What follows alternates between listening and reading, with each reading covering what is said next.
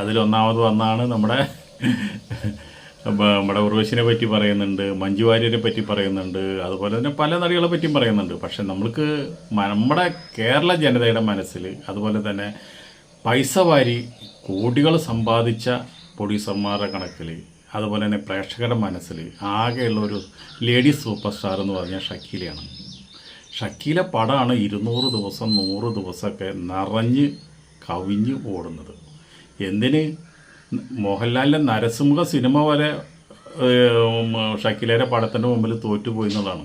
അത്ര കളക്ഷനാണ് ഷക്കീലയുടെ പടത്തിന് കിട്ടി വന്നത്. അപ്പോൾ ഒരേ ഒരു സൂപ്പർ സ്റ്റാർ ഉണ്ടെങ്കിൽ അത് നമ്മുടെ ലേഡി സൂപ്പർ സ്റ്റാർ ഷക്കീലയാണ്.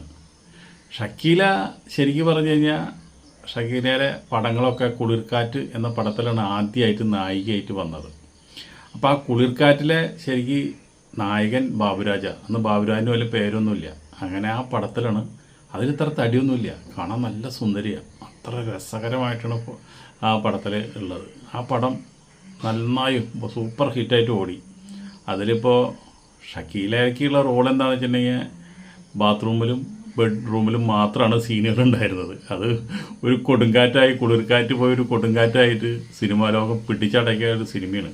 അത് കഴിഞ്ഞ് 1996 അവിടെ നിന്ന് അങ്ങോട്ട് പിടിച്ചിട്ട് ഷക്കീല ഒരു 10-200 പടത്തിൽ അഭിനയിച്ചിട്ടുണ്ട്.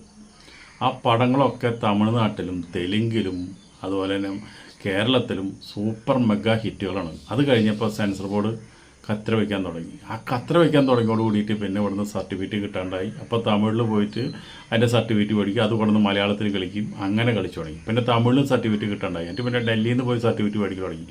അവിടെ നിന്നപ്പോൾ ഇതിൻ്റെ കംപ്ലീറ്റ് ഷക്കീലേനെ ഒരു പടങ്ങളൊക്കെ വെട്ടി ആകെ തകിട് പൊടിയാക്കി. അങ്ങനെയാണ്